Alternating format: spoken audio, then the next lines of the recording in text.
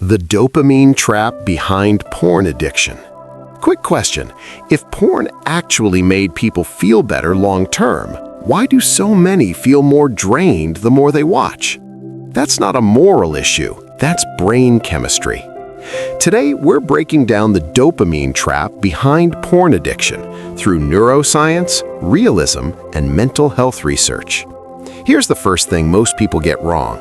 Dopamine isn't the pleasure chemical, it's the motivation and anticipation chemical. It tells your brain, this matters, remember this, chase this again.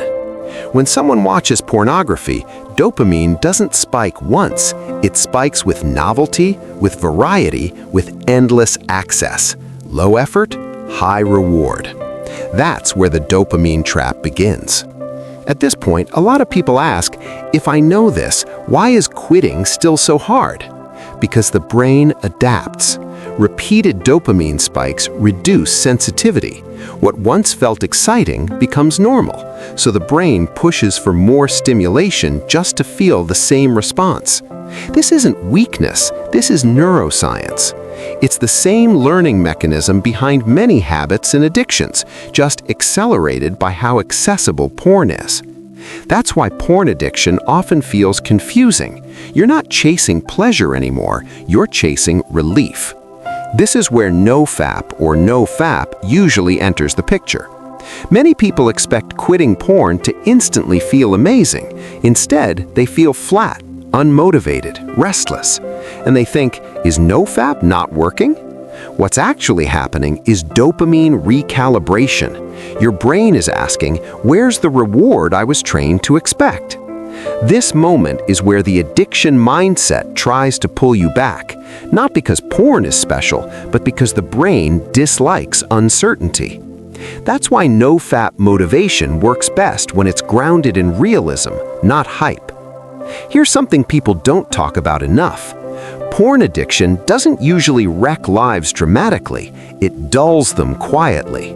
Less motivation, less presence, more avoidance. Research shows reduced dopamine sensitivity can affect relationships, sexual health, and long-term personal growth. Not because real life is boring, but because the brain expects extreme stimulation. This often overlaps with anxiety, loneliness, or chronic stress, all tightly linked to mental health. Porn is rarely the root problem, it's usually the coping mechanism. So how do people actually break the loop? How to quit porn isn't about forcing yourself to resist forever, it's about retraining the system. Mindfulness helps by creating space between urge and action. You notice the urge without immediately reacting, and over time, the habit weakens. Some people use a dopamine detox, not as a trend, but as a temporary reduction in high-stimulation behaviors so the brain can regain balance. Support matters too. Therapy helps uncover emotional drivers behind the habit, and tools like neurofeedback are increasingly used to help regulate attention and reward patterns in addiction recovery. None of this is instant, but it's evidence-based. Here's the hopeful part. The brain is plastic. It adapts both ways.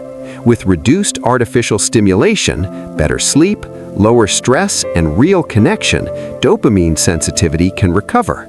Motivation returns, focus improves, presence comes back. This is addiction recovery grounded in realism, not shame. Understanding the dopamine trap isn't about labeling yourself, it's about reclaiming choice, and that's where real change starts.